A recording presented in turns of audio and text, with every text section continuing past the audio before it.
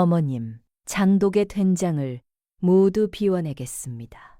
설인의 청천벽력 같은 말에 시어머니 홍씨 부인은 그 자리에 굳어버리고 말았습니다. 말릴 틈도 없이 설인은 이미 손에 나무 국자를 들고 장독대로 향하고 있었습니다.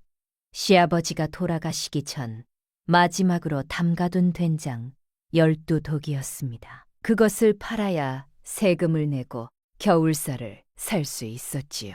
하지만 설이는 첫 번째 독의 뚜껑을 열더니 새까만 된장을 그대로 마당 흙바닥에 쏟아붓기 시작했습니다. 두 번째 독, 세 번째 국자질이 이어질 때마다 홍씨 부인은 땅을 치며 통곡했고 동네 사람들은 대문 밖에 모여 수군대기 시작했습니다. 시집 온 지 1회밖에 안 된 며느리가 시댁의 마지막 재산을 모조리 망치고 있다는 것이었습니다. 설이는 도대체 왜 시아버지의 유품인 된장 12독을 모두 비워버린 것일까요?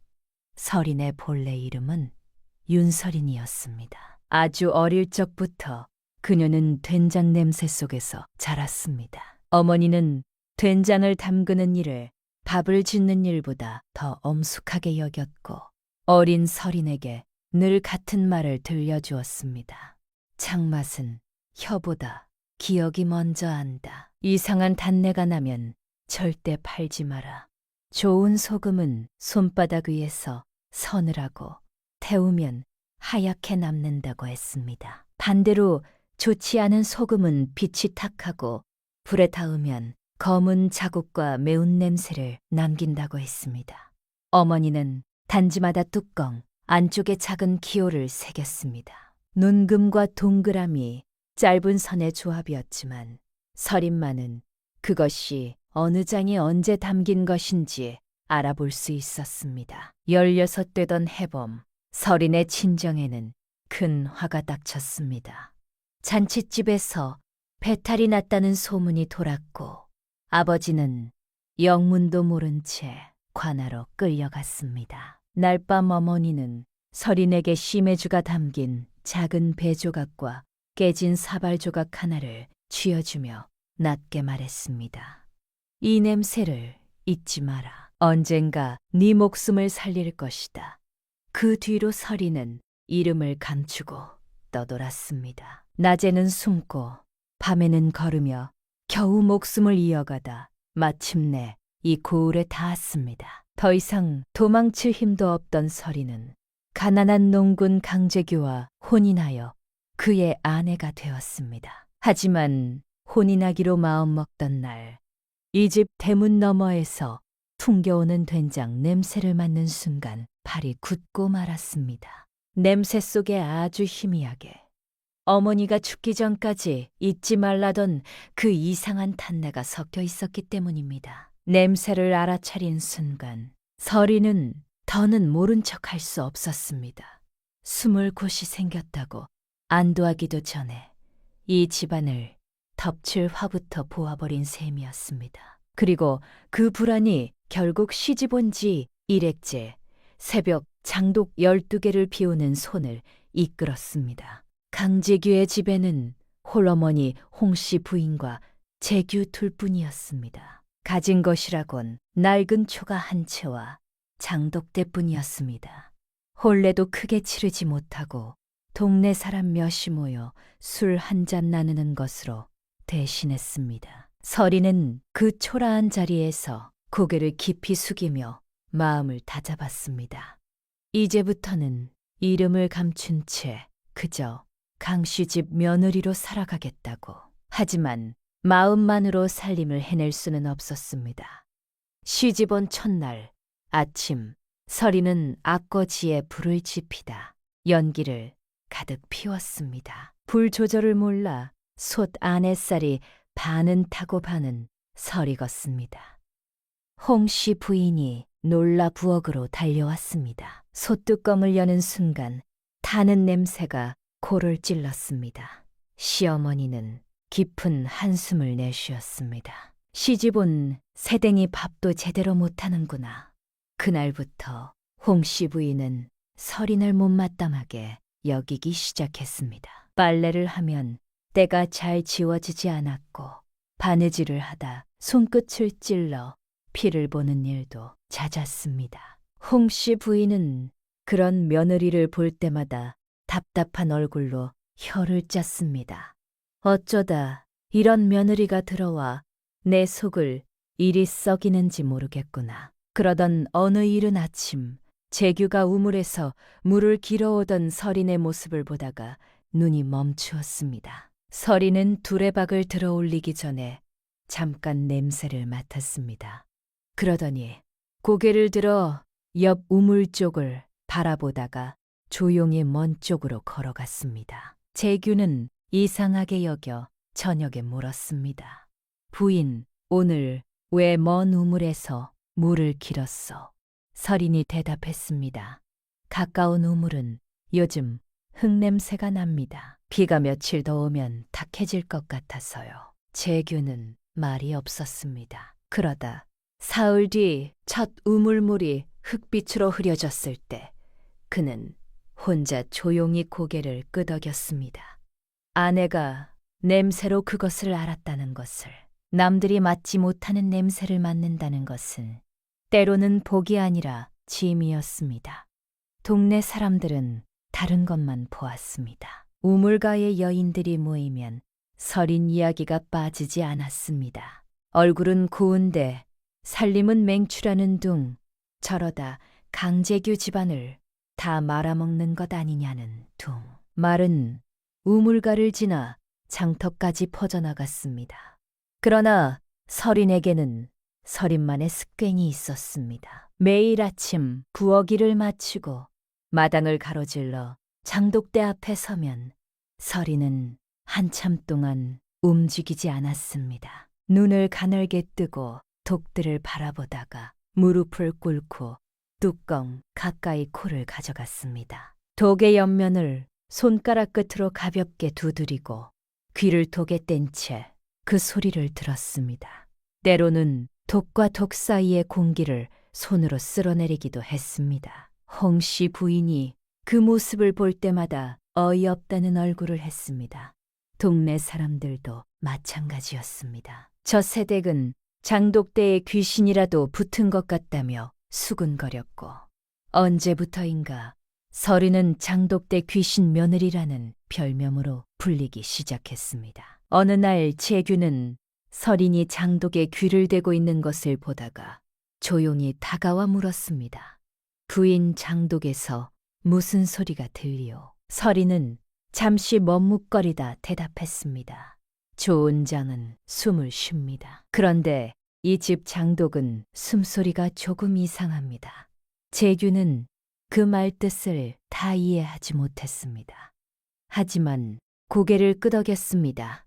허나 이상한 일이었습니다. 서린이 독에서 이상한 낌새를 맡은 지 닷새 뒤 홍씨 부인은 드디어 그 된장을 팔기로 했습니다.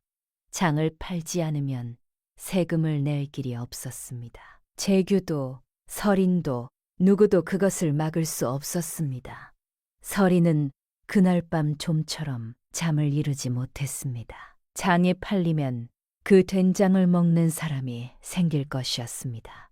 그리고 탈이 나면 이 집안이 뒤집었을 죄는 씻을 수 없을 것이었습니다. 그것이 시집 온 지 1회째 새벽 서린이 장독 앞에 선 이유였습니다. 장독이 비어버린 다음 날 마을에는 새로운 소문이 돌았습니다. 재규가 서린을 내쫓아야 한다는 것이었습니다. 사람들이 재규의 집 앞에 몰려와 소리쳤습니다. 재규야, 저런 며느리는 지금 내쫓아야 한다. 시아버지 유품을 망친 여자를 그냥 두겠느냐, 집안이 남아나겠느냐. 재규는 그 소리를 듣고 서린을 바라보았습니다. 서린은 고개를 숙이고 서 있었습니다. 눈물도 없었고 변명도 없었습니다. 그저 감당하는 얼굴이었습니다. 재규가 마당 사람들을 향해 말했습니다. 내쫓기 전에 까닭부터 듣겠습니다. 제 아내가 아무 까닭 없이 이런 일을 할 사람은 아닙니다. 사람들이 웅성거렸습니다. 남편까지 홀렸다는 말이 나왔습니다. 홍씨 부인도 아들의 얼굴을 바라보았습니다. 아들이 저렇게 말할 줄은 몰랐습니다. 재규는 설인 곁으로 다가와 낮은 목소리로 물었습니다. 부인, 까닭이 있겠지요. 설이는 고개를 들었습니다. 그의 눈을 바라보았습니다. 한참 침묵하다가 조용히 말했습니다. 이 장은 팔면 안 됩니다. 먹는 사람이 탈납니다. 서방님, 그것만은 믿어주십시오. 재규는 아무 말도 하지 않았습니다. 사람들이 웃으며 흩어졌습니다. 하지만 재규는 그날 저녁 설인 곁에 와 앉았습니다. 그리고 말했습니다. 부인, 내가 이해하지 못하는 것이 있어도 부인이 거짓말하는 사람이 아니라는 것은 압니다. 그날 밤 홍씨 부인은 잠을 이루지 못했습니다. 마당으로 나와 텅 빈 장독대를 바라보다가 된장이 쏟아진 자리를 들여다보았습니다. 그런데 이상한 것이 보였습니다. 된장이 쏟아진 자리, 주변에 작은 개미 몇 마리가 다리를 오그린 채 죽어 있었습니다. 평소에는 된장 냄새를 따라 개미가 몰려드는 법인데 이번에는 오히려 죽어 있었습니다. 홍씨 부인은 그 자리에 쪼그리고 앉아 한참을 바라보았습니다. 심장이 조금 떨렸습니다. 개미도 피하는 된장을 사람이 먹었다면 어찌 되었을까? 하지만 그녀는 고개를 저었습니다. 우연일 것이라고, 여름에는 개미도 죽는다고 스스로를 달랬습니다. 그래도 그날 이후 홍씨 부인은 설인에게 큰 소리로 나무라지 않게 되었습니다. 마음 한구석에 작은 씨앗 하나가 심어진 것이었습니다. 이튿날 해가 기울 무렵 마을 아랫길에서 낯선 사내 하나가 강재규의 집을 찾아왔습니다. 그는 홍씨 부인에게 된장 12독을 모두 사가기로 했던 집에서 보냈다며 왜 아직 장을 내놓지 않느냐고 물었습니다. 홍씨 부인은 대답하지 못했습니다. 만약 새벽에 설인이 그 장을 비워내지 않았다면 그 된장은 이미 누군가의 밥상 위에 올라갔을 것이었습니다. 홍씨 부인은 그 생각이 스치는 순간 등줄기가 서늘해졌습니다. 홍씨 부인은 그날 밤 오래도록 마당에 앉아 있었습니다. 텅 빈 장독대를 바라보다가 문득 눈앞에 다른 장면이 겹쳐 보였습니다.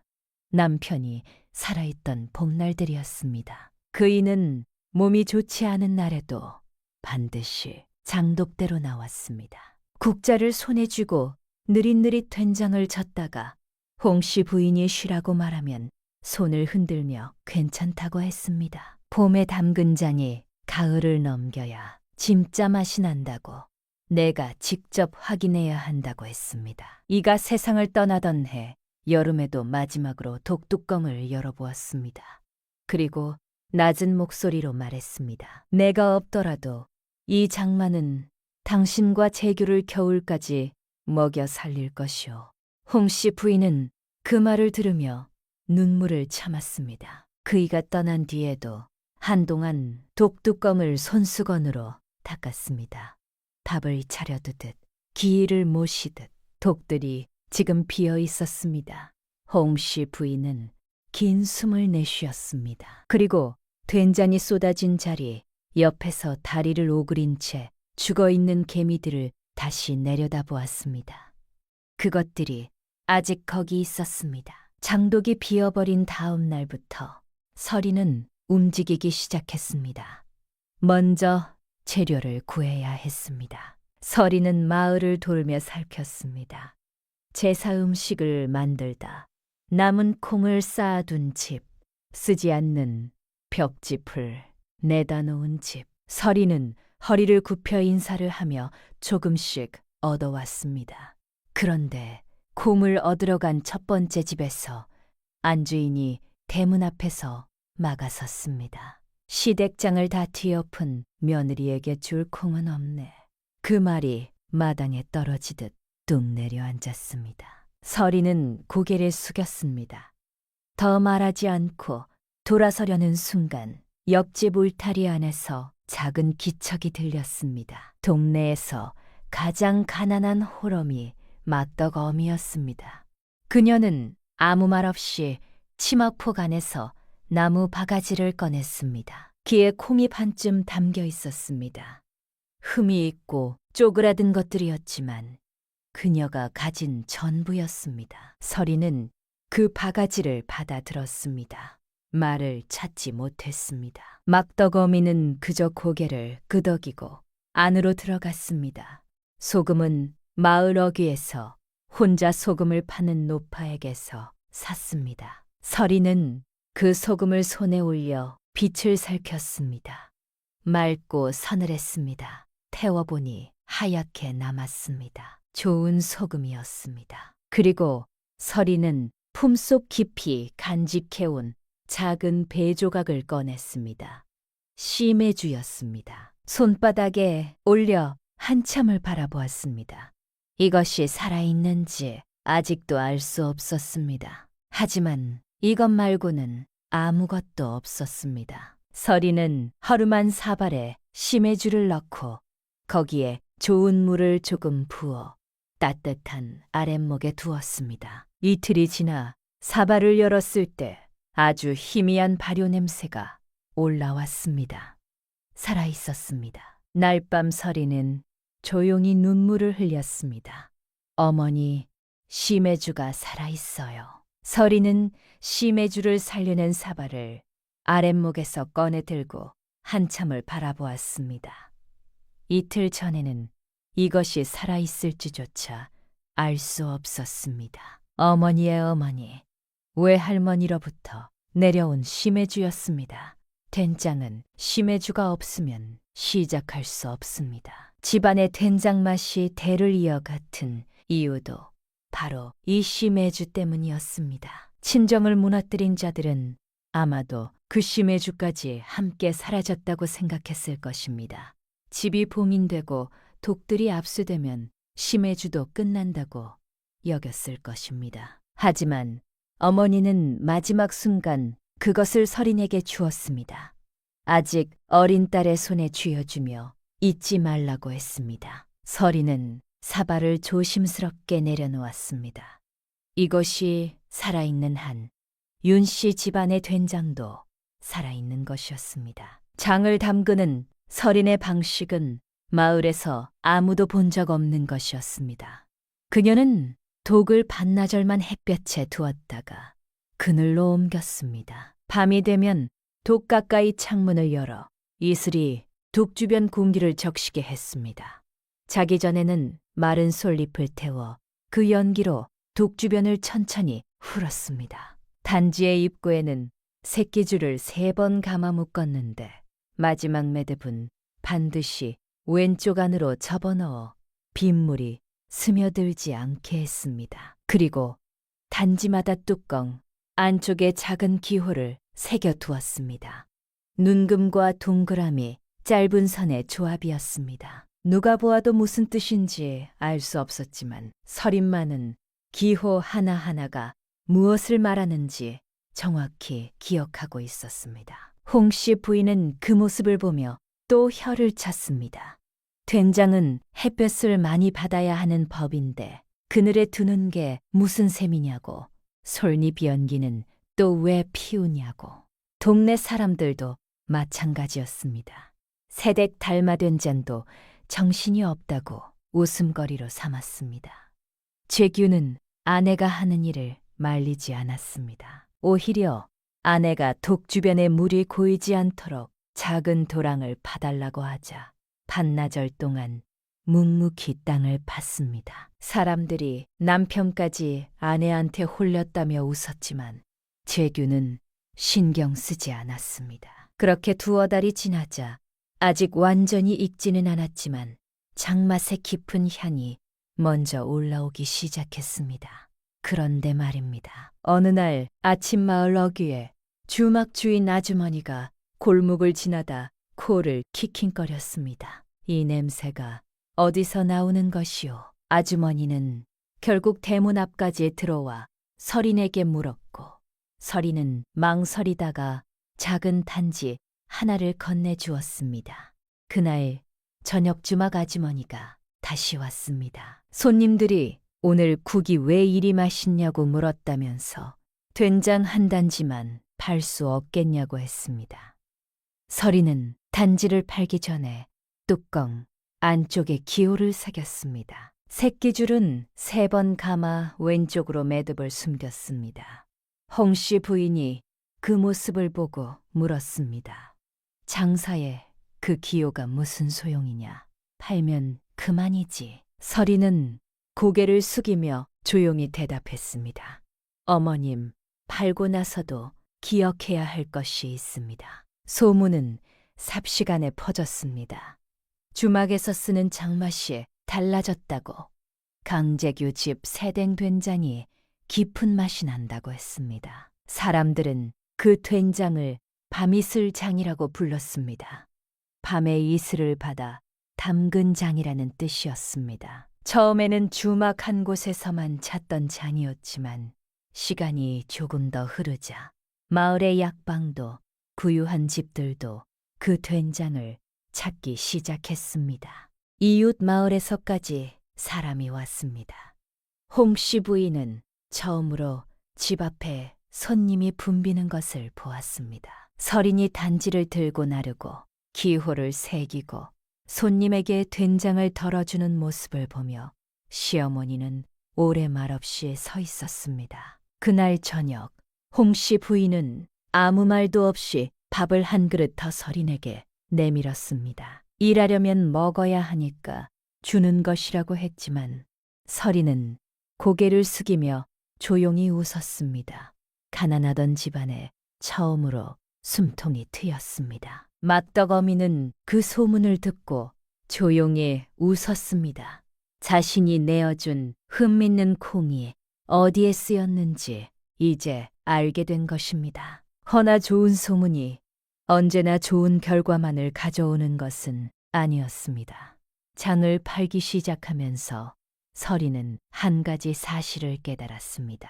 된장 단지를 뚜껑, 안쪽 기호와 새끼줄 매듭으로 구별하는 방식이 처음에는 번거롭게 보였지만 어머니가 그 방식을 쓴 데는 이유가 있었다는 것을, 기호가 있으면 단지 하나하나가 어디서 왔고 어떻게 만들어졌는지 기억할 수 있었습니다.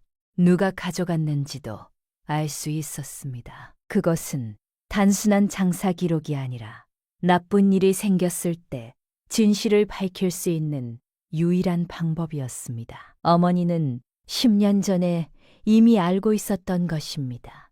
좋은 된장을 만드는 것만으로는 부족하다는 것을, 자신이 만든 것이 자신의 것임을 증명할 수 있어야 한다는 것을. 서리는 그것을 생각하며 오늘도 뚜껑 안쪽에 기호를 새겼습니다. 가느다란 선새, 작은 동그라미 하나. 이 단지가 어디로 가든 돌아올 길이 있도록 그 을에서 소금 장사로 가장 많은 땅을 가진 조만득이 그 소문을 들은 것은 밤이슬장이 처음 팔리고 2달쯤 지난 뒤였습니다. 만득은 이 고을 소금 거래의 절반 이상을 손에 쥔 자였습니다. 된장을 만들려면 소금이 필요했고 소금을 사려면 조만득을 거쳐야 했습니다. 그는 그 길목에 앉아 수십 년 동안 된장집들의 목을 쥐어왔습니다. 경쟁이 될 만한 집이 나타나면 소금값을 올렸고 말을 듣지 않는 집에는 좋지 않은 소금을 흘려보내 장맛을 망치게 했습니다. 조만득은 부하에게 밤이슬장 한 단지를 사오게 했습니다. 뚜껑을 여는 순간 그의 손이 멈추었습니다. 향기를 맡는 그의 얼굴에서 천천히 표정이 사라졌습니다.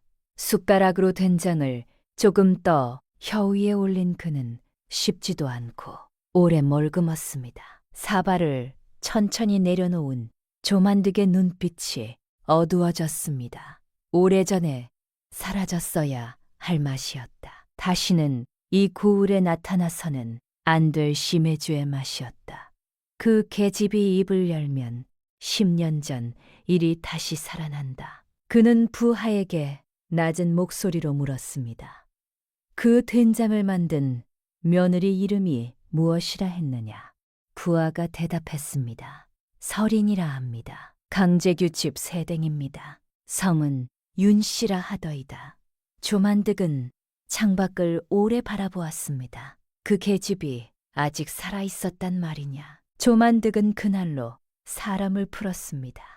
하지만 겉으로는 아무 일도 하지 않는 사람처럼 굴었습니다. 며칠 동안 그는 밤이슬장이 어느 집으로 팔려가는지, 누가 그 장을 찾는지, 강재규 집 새댁이 단지를 내보낼 때마다 무엇을 살피는지 조용히 지켜보게 했습니다. 그리고 며칠 뒤 마을의 한 관리 집어린 손자가 저녁상을 물린 뒤 배를 움켜쥐고 쓰러졌다는 소문이 돌았습니다. 집에서 먹은 된장이 강재규 집 밤이슬장이라는 말까지 함께 퍼졌습니다. 문이 장터와 우물가를 한 바퀴 돌자 조만득은 그제야 관아에 고발장을 냈습니다. 관아에서 포졸들이 나왔습니다. 재규는 논에서 일하다 급히 불려왔습니다. 우리 집 된장이 사람을 해쳤다고요. 그런 일은 있을 수 없습니다. 하지만 재규는 그를 몰랐습니다. 포졸들이 내미는 고발장이 무엇을 말하는지 읽을 수가 없었습니다.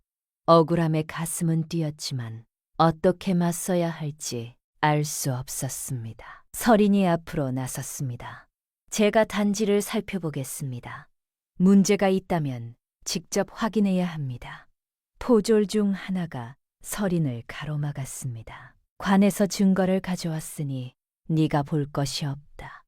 설인은 물러서지 않고 관리 집에서 가져왔다는 단지를 바라보았습니다. 한 걸음 가까이 다가서서 단지의 윗부분을 눈으로 흘었습니다. 줄이 2번 감겨 있었고 매듭이 오른쪽에 나와 있었습니다. 뚜껑 안쪽에는 아무 기호도 없었습니다. 설인의 가슴이 쿵 내려앉았습니다. 우리 집 단지가 아닙니다. 매듭이 다릅니다. 포졸이 코웃음 쳤습니다. 무슨 소리냐? 강재규 집에서 온 것이 분명하다. 조만득이 마당으로 들어서며 말했습니다. 저 집 된장이 아이를 해쳤어. 증거가 명백하니 어서 처리해 주시오. 그날 저녁 재규는 2 손이 묶인 채 끌려갔습니다. 홍씨 부인은 달려가 아들의 소맛자락을 붙잡으며 통곡했습니다. 억울합니다. 우리 집 된장은 사람을 해친 일이 없습니다. 제발 우리 아들을 놓아주시오. 하지만 포졸들은 듣지 않았습니다. 재규는 끌려가며 문 앞에서 한번 고개를 돌려 아내를 보았습니다. 두렵고 억울한 얼굴이었지만 목소리만은 낮고 차분하게 말했습니다. 부인, 내가 한 짓이 없으니 반드시 길이 있을 것이오. 대문이 닫혔습니다. 설이는 그날 밤 울지 않았습니다. 지금 울고 있을 시간이 없었습니다. 그녀는 단지에 새겨둔 기호들을 머릿속에 하나씩 떠올렸습니다. 그날 팔린 단지는 3개였습니다. 3개 모두 뚜껑 안쪽에 기호가 새겨져 있었고 줄은 3번 감겨 왼쪽으로 매듭이 숨겨져 있었습니다. 관리집에 보냈다는 단지는 그 셋 중에 없었습니다. 기억이 분명했습니다. 눈을 감으면 끌려가던 재규의 뒷모습이 보였습니다. 그리고 더 깊은 기억 속에서 아버지가 포졸들에게 끌려나가던 날이 겹쳐 보였습니다. 때도 이러지도 저러지도 못하고 뒷문으로 도망쳤습니다. 이번에도 도망치면 편할 것이었습니다. 설이는 일어나 앉았습니다. 손의 품속에서 사발 조각을 꺼내 쥐었습니다. 차갑고 단단한 감촉이 손바닥에 전해졌습니다. 어머니, 도망쳐야 할까요? 재규의 목소리가 떠올랐습니다. 자신이 장독을 비우겠다고 했을 때 온 마을이 비웃는 가운데 재규는 딱 한마디를 했습니다. 부인, 까닭이 있겠지요. 설이는 사발 조각을 품에 넣었습니다. 일어섰습니다. 이번에는 도망치지 않겠습니다. 다음 날 새벽, 설이는 홍씨 부인을 먼저 깨웠습니다. 어머님, 저와 함께 나가주시겠습니까? 혼자는 갈 수 없는 곳이 있습니다. 홍 씨 부인은 눈을 비비며 서린을 바라보았습니다. 서린의 눈빛은 흔들리지 않았습니다. 어머님은 잠시 침묵하다가 자리에서 일어났습니다. 말없이 옷을 여몄습니다. 첫 번째로 찾아간 곳은 주막이었습니다. 주막 아주머니는 이른 아침에 찾아온 두 사람을 보고 눈이 동그래졌습니다. 일이 이렇게 되어 미안하다는 말을 먼저 했습니다. 서리는 고개를 저었습니다. 아주머니, 그날 누군가 단지를 사갔습니까? 아주머니는 잠시 생각하다 말했습니다. 그러고 보니 그날 오전에 처음 보는 사내가 왔어. 단지를 하나 샀는데 나중에 보니 주막 뒷길 쪽으로 나가더라고. 갈 때 손에 들고 간 것이 올 때와 달리 좀 더 큰 보따리였던 것 같았어. 서린의 눈이 날카로워졌습니다. 사내 얼굴을 기억하십니까? 조만득네 장고지기처럼 생긴 사내였어. 두어 번 조만득 어른 심부름으로 여기 온 적 있거든. 홍 씨 부인이 나지막이 말했습니다. 내가 그 사내 얼굴을 본 적이 있어. 지난 가을 조만득이 사람을 보내 우리 된장값을 깎으려 했을 때였지. 대때 왔던 자와 닮았어. 두 번째로 간 곳은 장터 가는 길목이었습니다. 말을 묶어두고 심부름을 하는 아이들이 모이는 곳이었습니다. 서리는 그 중에서 가장 구석에 웅크리고 앉아 있는 아이에게 다가갔습니다. 올봄에 서린이 국수 한 그릇을 먹여준 아이였습니다. 어머니가 아파 며칠째 밥을 못 먹었다고 울면서 장터 한켠에 앉아있던 아이를 서리는 그날 자신이 먹으려던 점심을 건네주었습니다. 서리는 아이 곁에 초그리고 앉았습니다. 덕이야, 그날 뒷길 어귀에서 무언가를 봤지. 아이는 땅만 바라보았습니다. 무서워요. 말하면 혼날 것 같아요. 서리는 서두르지 않았습니다. 덕아, 진실을 말하는 것이 무서운 일인 줄 안다. 하지만 거짓이 이기면 다음에는 너처럼 아무 잘못이 없는 사람이 또 당할 수 있어. 아이는 오랫동안 침묵했습니다. 그리고 천천히 입을 열었습니다. 그날 오후에 봤어요. 아저씨 한 명이 주막 뒷길에서 단지를 바꿨어요. 가져온 것을 내려놓고 다른 것을 들고 갔어요. 조만득 어른 집에서 본 사람이에요. 홍 씨 부인이 조용히 아이의 어깨를 바라보았습니다.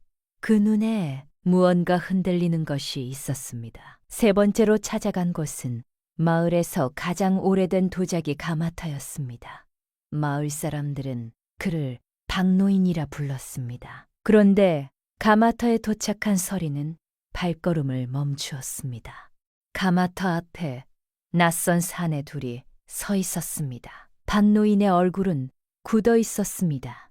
사내들이 떠나고 나서야 서린과 홍 씨 부인이 안으로 들어갈 수 있었습니다. 서린이 물었습니다. 할아버지, 저 사람들이 누구입니까? 박노인은 한참 말이 없다가 낮게 중얼거렸습니다.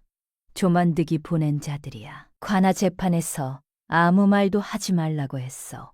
입 열었다가는 내 가마에 불이 붙을 것이라고. 서린의 몸이 굳었습니다. 홍 씨 부인도 표정이 굳어졌습니다. 박노인이 말을 이었습니다. 이미 늦었어. 나는 아무것도 모른다고 해야 해. 서린은 잠시 말이 없었습니다. 그러다가 품에서 천천히 무언가를 꺼냈습니다. 작은 사발 조각이었습니다. 한쪽이 깨진 오래된 것이었습니다. 박노인이 그것을 보는 순간 손이 멈추었습니다. 눈이 커졌습니다. 서린이 조용히 말했습니다. 어머니가 주신 것입니다. 박노인은 오랫동안 그 사발 조각을 바라보았습니다. 그것은 그가 직접 구운 것이었습니다. 수십 년 전 윤씨 집안에 단지를 납품하던 시절에 만든 작은 사발의 조각이었습니다. 한쪽 귀퉁이에 그의 가마 특유의 빛깔이 남아 있었습니다. 박노인의 눈가가 흔들렸습니다. 그분이 억울하게 돌아가셨지. 나도 그 일로 동납품을 끊겼어. 조만득이 내 가마에서는 단지를 사지 말라고 압력을 넣었거든. 아가씨가 그분 딸이었구먼. 서리는 고개를 끄덕였습니다. 그렇습니다. 박노인은 천천히 자리에서 일어났습니다. 그분이 억울하게 가셨는데 내가 또 모른 척할 수는 없지. 공식 자리에서 증언하겠소. 이 단지가 우리 가마 것이 아니라는 것은 내가 분명히 말할 수 있어. 서리는 눈물이 올라오는 것을 억눌렀습니다. 고개를 깊이 숙였습니다. 할아버지, 감사합니다. 네 번째 증거는 서린 자신이 직접 찾아야 했습니다. 보졸들이 문제의 단지를 들고 나가려는 순간 서리는 단지 입구에 묻어있던 된장을 손끝에 아주 조금 묻혀 소매 끝에 작은 배 조각에 감춰두었습니다. 집으로 돌아온 서리는 그 된장을 오래된 기와 조각 위에 올리고 부엌 시에 불씨로 천천히 달궜습니다. 된장이 뜨거워지자 연기가 피어올랐습니다. 냄새가 퍼지는 순간 서린의 몸이 굳었습니다. 그 냄새였습니다. 쓰고 매캐하고 거름 같은 냄새 속에 이상하게 달짝지근한 기운이 섞인 냄새. 간수를 졸여낸 찌꺼기와 재에 소금을 섞을 때 나는 냄새. 기와 위에는 하얀 잿가루 대신 검은 찌꺼기가 남았습니다. 좋은 소금은 태우면 하얗게 남습니다. 이 검은 자국은 소금에 섞인 간수와 재의 흔적입니다. 서리는 기와 조각을 천으로 감쌌습니다. 이것이 마지막 증거였습니다. 그날 밤 홍씨 부인이 등불 앞으로 다가왔습니다. 내일 관아에 나가려는 것이냐? 서린이 고개를 끄덕였습니다. 홍씨 부인은 한참 말이 없었습니다. 그러다 낮은 목소리로 말했습니다. 네가 장독을 피웠던 날 나는 네가 미쳤다고 생각했다. 그런데 그날 밤 된장이 쏟아진 자리에 개미들이 죽어 있더라. 나는 그것을 보고도 모른 척했어. 오늘 장터에서 덕이가 두려운 얼굴로도 말하려 하더구나. 박노인이 그분 이야기를 할 때 나는 그제야 알았어. 네가 얼마나 먼 곳에서 여기까지 왔는지. 홍씨 부인은 서린의 손 위에 천천히 손을 얹었습니다. 내일 나도 함께 가겠다. 어느 쪽이든 내 아들은 내가 지켜야 한다. 서린은 오래 말문이 막혔습니다. 조용히 고개를 숙였습니다. 어머님, 감사합니다. 홍씨 부인은 돌아서며 말했습니다. 내일 가기 전에 네 멀리를 단전히 빗어주마. 거와 앞에서는 흐트러진 모습을 보이면 안 된다. 그날 밤 서리는 오랜만에 깊이 잠들었습니다. 다음 날 아침 홍씨 부인은 말한 대로 서린의 멀리를 빗겨주었습니다. 아무 말 없이 빗을 넘기는 손이 가끔 멈추었다가 다시 움직였습니다. 빗질이 끝나자 홍씨 부인은 서린의 옷깃을 여미고 소맛자락을 반듯하게 여몄습니다. 그러더니 서린의 얼굴을 한번 바라보다가 아무 말 없이 마당으로 나섰습니다. 두 사람은 나란히 관아로 향했습니다. 이른 아침임에도 관아 마당에는 사람들이 모여 있었습니다. 강재규 집 된장 이야기가 이미 고을 전체에 퍼진 것이었습니다. 밤이슬장을 사갔던 이웃마을 사람들도 섞여 있었고 처음부터 서린을 장독대 귀신 며느리라 불렀던 동네 사람들도 있었습니다. 마당 한쪽 구석에는 소금을 파는 노파가 조용히 서 있었습니다. 조만득이 그녀의 이름을 고발장에 올렸다는 소문이 이미 돌고 있었습니다. 마당 한가운데에는 조만득이 여유로운 얼굴로 서 있었습니다. 재규는 포승줄이 묶인 채 마당 가운데 꿇어 앉아 있었습니다. 며칠 사이에 얼굴이 몰라보게 야위어 있었습니다. 사돈가 자리에 앉았습니다. 젊은 사돈이었습니다. 판결을 내리기 전에 모든 이야기를 듣겠다고 했습니다. 조만득이 먼저 나섰습니다. 사돈께서는 이미 증거를 보셨습니다. 단지가 있고 그 된장을 먹은 아이가 탈이 났습니다. 어서 처리해 주시면 감사하겠습니다. 사돈가 고개를 돌렸습니다. 억울한 일이 있다면 누구든 말할 수 있는 것이 관아의 도리다. 때 재규가 포승줄이 묶인 채 천천히 고개를 들었습니다. 사돈, 소인이 먼저 앞뱃 것이 있습니다. 소인은 글을 모릅니다. 저 고발장도 읽지 못합니다. 그러니 이 자리에서 소인의 아내가 대신 말할 수 있도록 허락해 주십시오. 아내는 소인이 알지 못하는 것을 알고 있습니다. 사돈가 잠시 재규를 바라보다가 고개를 끄덕였습니다. 허락한다. 서린이 한 걸음 앞으로 나섰습니다. 마당에 모인 사람들의 시선이 일제히 그녀에게 쏠렸습니다. 하지만 서린의 목소리는 떨리지 않았습니다. 사돈, 제출된 단지는 저희 집 단지가 아닙니다. 3가지 이유가 있습니다. 마당이 술렁였습니다. 만득의 얼굴에 처음으로 긴장한 빛이 스쳤습니다. 첫째, 저희 집에서는 단지 입구의 새끼줄을 3번 감고 마지막 매듭은 왼쪽 안으로 접어 숨깁니다. 빗물이 스며드는 것을 막기 위해서입니다. 그런데 제출된 단지는 2번만 감겼고 매듭이 오른쪽에 나와 있습니다. 홍씨 부인이 들고 온 보자기 속에서 서리는 자신이 직접 묶어둔 작은 단지 하나를 꺼내 제출된 단지 옆에 나란히 놓았습니다. 사람들이 앞으로 몸을 내밀었습니다. 고는 이의 눈에도 2 단지의 줄 감은 방식이 다르다는 것이 보였습니다. 둘째, 저희 집 단지는 모두 박노인 가마에서 구운 것입니다. 박노인 가마의 단지에는 바닥에 3군데 자국이 있습니다. 자국이 없는 단지는 저희 집 것이 아닙니다. 박노인이 앞으로 걸어 나왔습니다. 그는 무릎을 꿇고 사돈 앞에 말했습니다. 사돈, 소인이 강재규 집에 납품한 단지에는 반드시 이 자국이 있습니다. 지금 저 단지의 바닥에는 이 자국이 없습니다. 사돈가 직접 단지를 들어 바닥을 살폈습니다. 그의 표정이 서서히 굳어갔습니다. 셋째, 저희 집 단지 뚜껑 안쪽에는 제가 새긴 기호가 있습니다. 어릴 때부터 어머니에게 배운 방식으로 단지마다 기호를 새겨 어느 단지가 어떤 된장인지 기억합니다.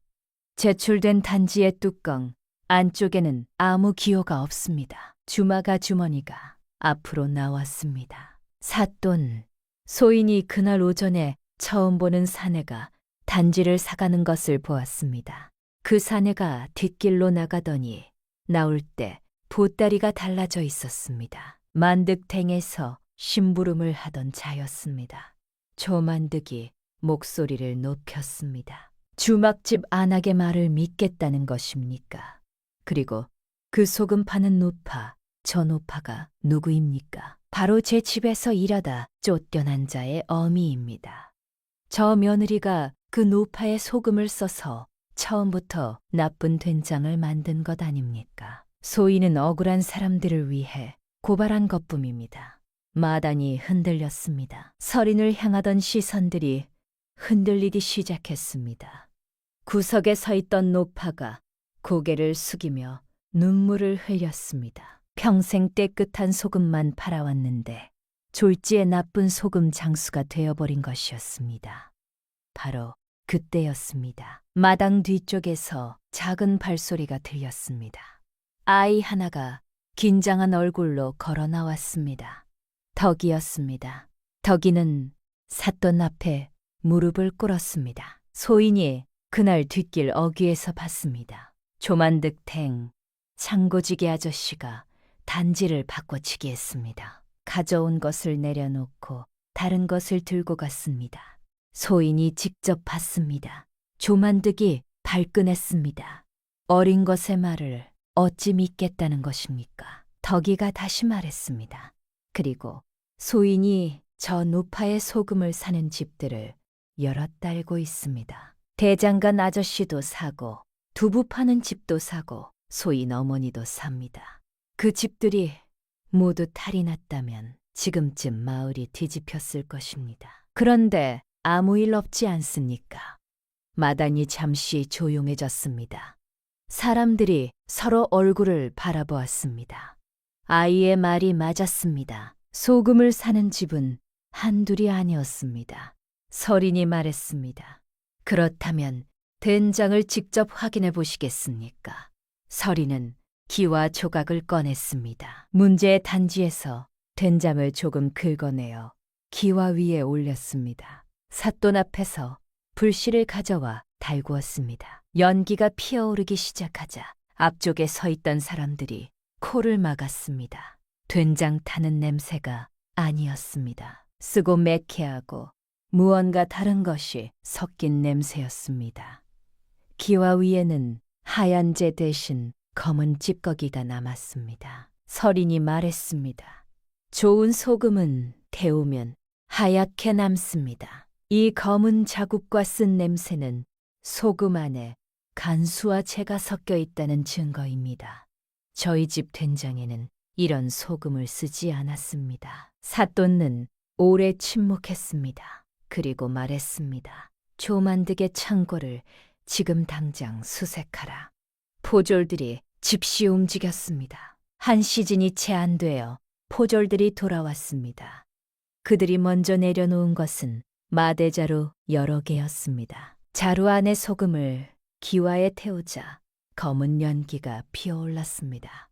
이어 포졸들은 창고 안쪽에서 찾아낸 작은 단지 몇 개를 마당에 내려놓았습니다. 크기와 모양은 강재규 집 단지와 비슷했지만 바닥에는 박노인 가마에 새 자국이 없었고 뚜껑 안쪽에도 아무 기호가 없었습니다. 새끼줄은 모두 2번만 감겨 있었고 매듭은 오른쪽으로 나와 있었습니다. 마당에 모인 사람들이 숨을 삼켰습니다. 그것은 제출된 문제의 단지와 같은 방식이었습니다. 포졸들은 마지막으로 두꺼운 장부를 가져왔습니다. 만득의 거래 장부였습니다. 그 안에는 된장집들의 이름과 소금 거래 내역이 적혀 있었습니다. 어떤 집에는 나쁜 소금을 들여놓았다는 표시가, 어떤 집에는 소문을 내었다는 표시가 있었습니다. 수십 년에 걸쳐 여러 집안이 무너진 내역이 거기 담겨 있었습니다. 그리고 장부의 한 줄에 윤씨 집안이라는 이름이 있었습니다. 서린은 그 이름을 바라보았습니다. 숨을 삼켰습니다. 흔들리지 않았지만 눈가가 뜨거워졌습니다. 박노인이 낮은 목소리로 말했습니다. 내가 단지 납품을 끊긴 것도 여기 적혀 있구먼. 사람들 사이에서 분노 섞인 웅성거림이 터져나왔습니다. 나도 옛날에 된장집을 했는데 망했어요.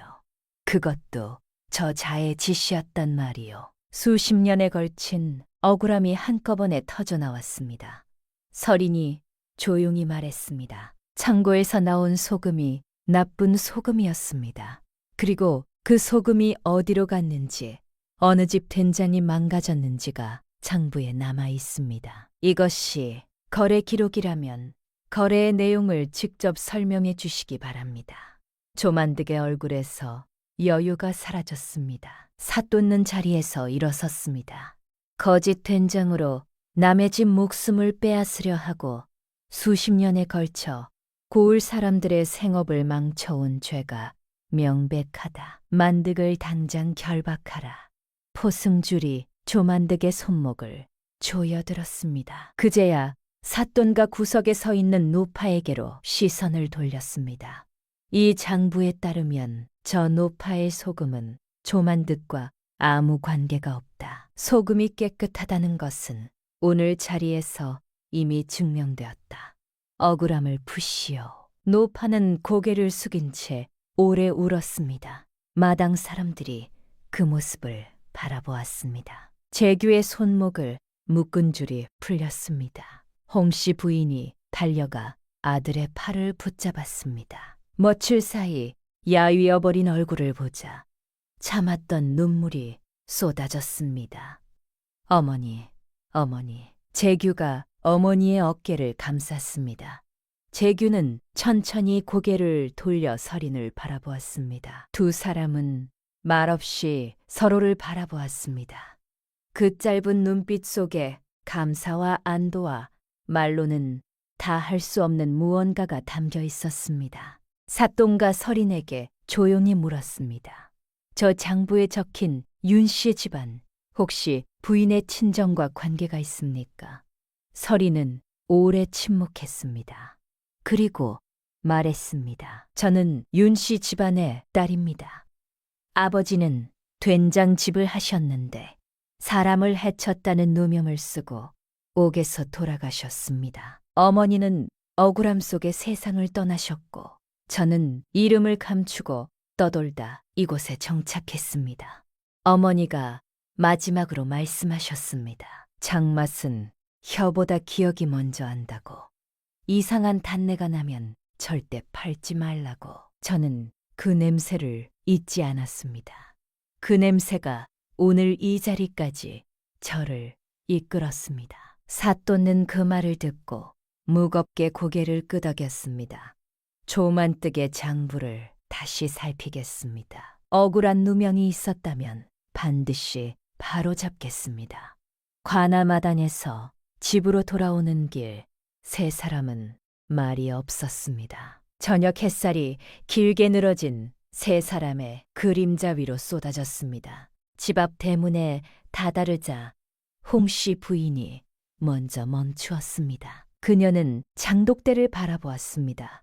서린이 담근 밤이슬 장으로 채워진 단지들이 줄지어 서 있었습니다. 홍씨 부인은 단지 하나에 천천히 손을 얹었습니다. 옆면이 서늘하게 차가웠습니다. 그녀는 한참 서 있다가 서린을 불렀습니다. 서린아. 서린이 돌아보았습니다. 홍씨 부인이 며느리를 이름으로 부른 것은 처음이었습니다. 홍씨 부인은 서린의 손을 잡았습니다. 손바닥을 들어 찬찬히 바라보았습니다. 새끼줄에 쓸린 자국, 소금물에 갈라진 손가락 끝, 불에 그을린 손목. 그 손을 보자 홍씨 부인의 눈이 붉어졌습니다. 나는 네가 살림을 망친 줄만 알았다. 밥을 태우고 바느질도 못하는 것만 보았지. 그런데 너는 처음부터 이 집 목숨을 지키고 있었구나. 된장이 쏟아진 자리에 개미가 죽어 있는 것을 보고도 나는 모른 척했어. 부끄러운 일이다. 서리는 고개를 저었습니다. 어머님, 그런 말씀 마십시오.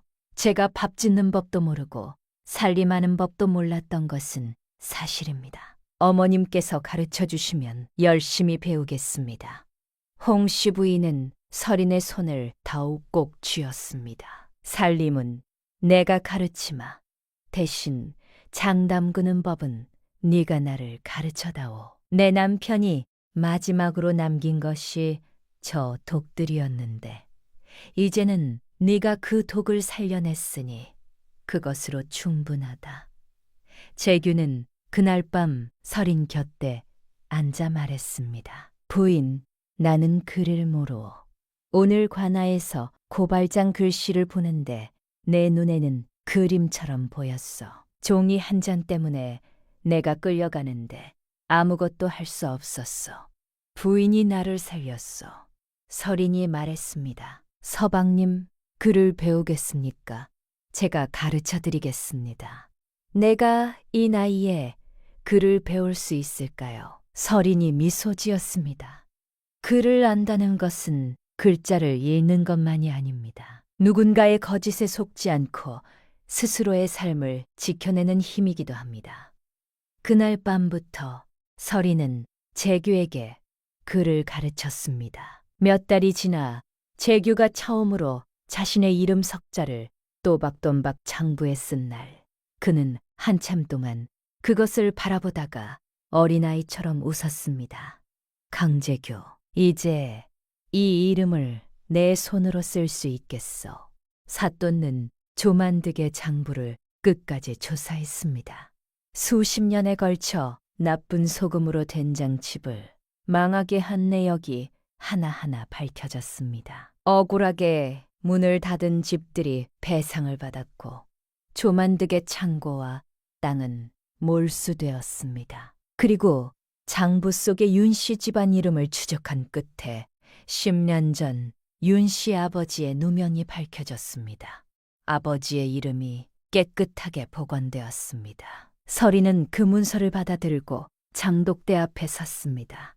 한켠에는 된장을 담지 않고 깨끗이 비워둔 작은 독 하나가 따로 놓여 있었습니다. 서리는 그 독 안에 어머니의 깨진 사발 조각을 먼저 놓고 그 위에 아버지의 누명이 벗겨졌음을 적은 문서를 곱게 접어 올렸습니다. 그것은 장을 담기 위한 독이 아니라 다시는 도망치지 않아도 된다는 증표를 모셔두기 위한 작은 자리였습니다.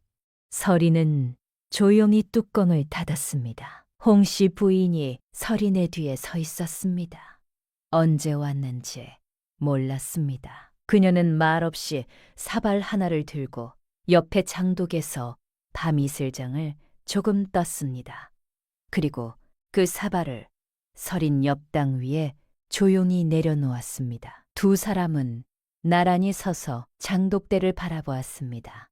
그 뒤로 고을 사람들은 더 이상 서린을 장독대 귀신 며느리라 부르지 않았습니다. 억울한 일이 생기면 강제규 집을 찾아왔고 소금이 의심스러우면 서린에게 가져왔습니다.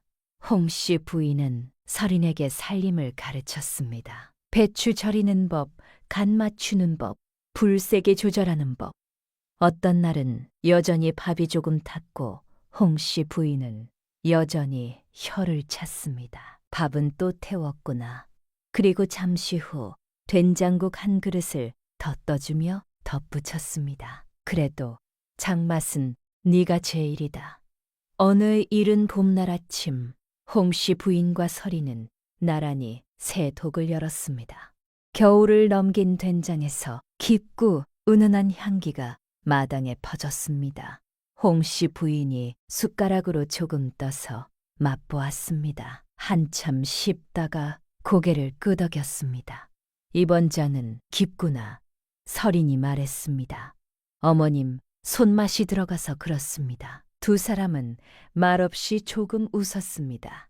마당 한켠 선반 위에는 어머니의 깨진 사발 조각이 놓여 있었습니다. 옆에는 재규가 서린에게 새로 만들어준 나무 국자가 나란히 놓여 있었습니다. 봄바람이 장독대 사이를 천천히 지나갔습니다. 사람의 진가도 장맛과 같았습니다. 처음에는 알 수 없고 오래 곁에 두고 기다려야 비로소 그 깊이를 알게 되는 법이지요. 다음 영상을 빠르게 만나보시려면 좋아요와 구독을 눌러주세요. 그럼 더 재미있는 이야기로 찾아뵙겠습니다.